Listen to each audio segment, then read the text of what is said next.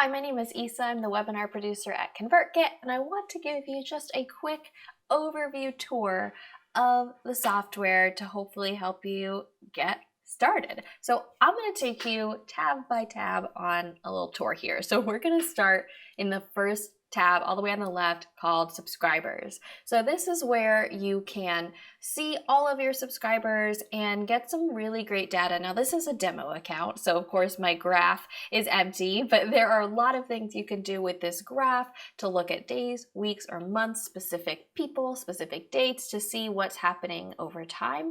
My favorite are these lifetime totals where you can see how many total subscribers you have, what the average open rate is of your emails, and the average click rate, and how many new subscribers you got today. That's always my favorite one to check.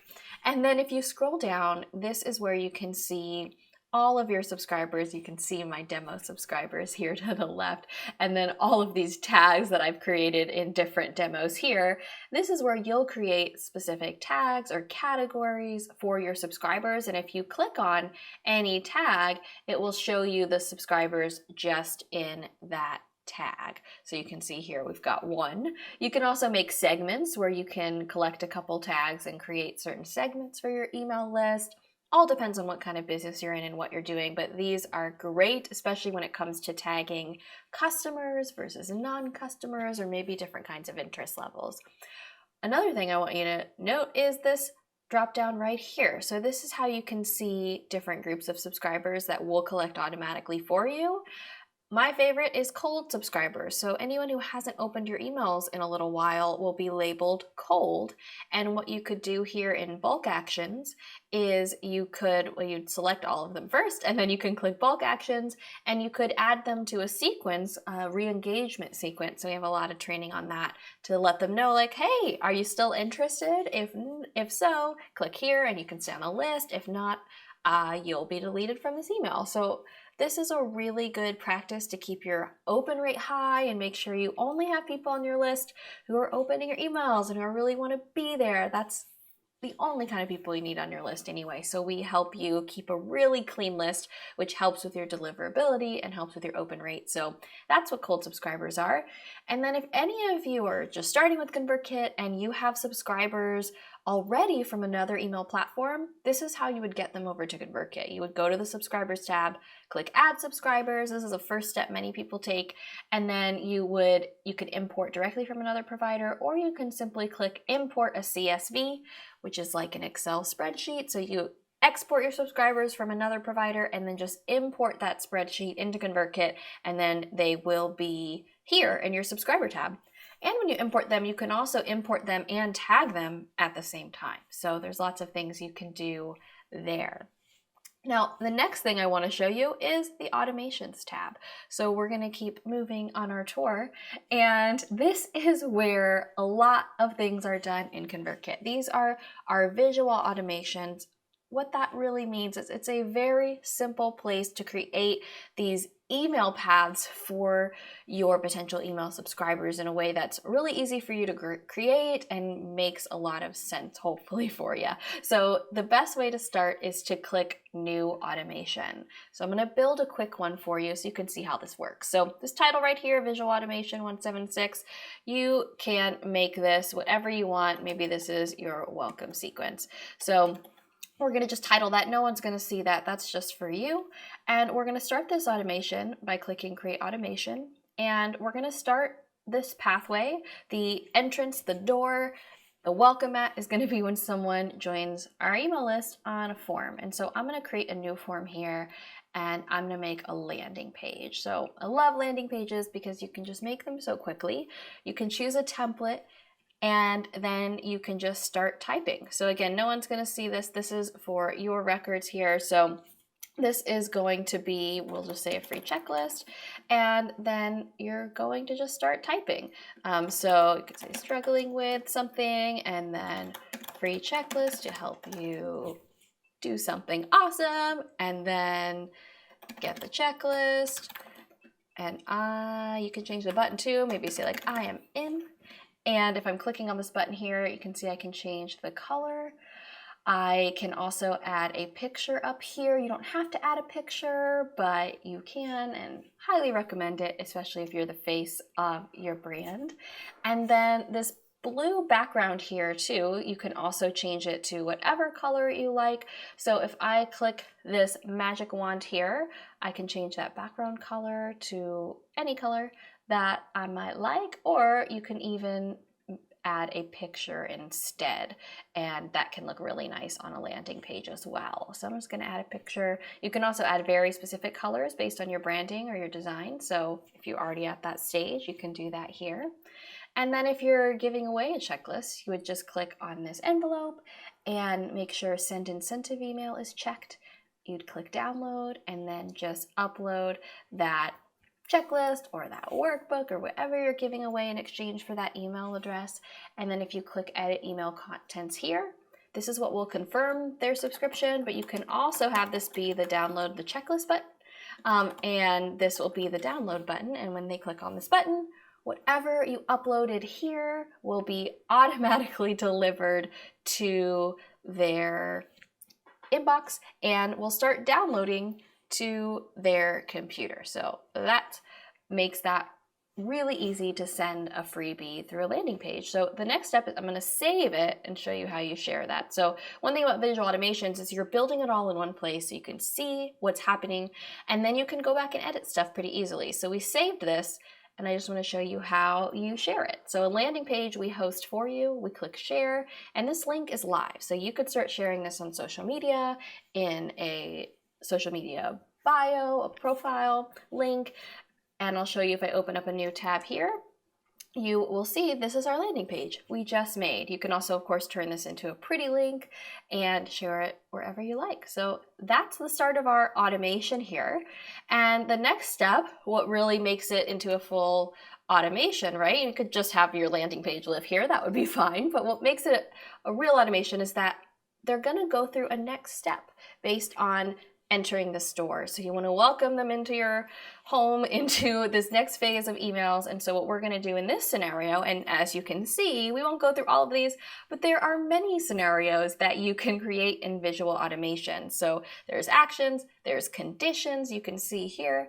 There are also events. You could jump in automation if some event happens, or you can create all of these kinds of actions. So you will know when you need these when you're trying to do something specific, and we are always here to help. But in the beginning, you can keep it really simple. My favorite is starting with a landing page or a form and then adding them to a specific email sequence. So you might already have this sequence created, or you can make one yourself. So we're going to make a welcome sequence. Yay! That's what I haven't made yet. We're going to click that, and we're going to add that new sequence.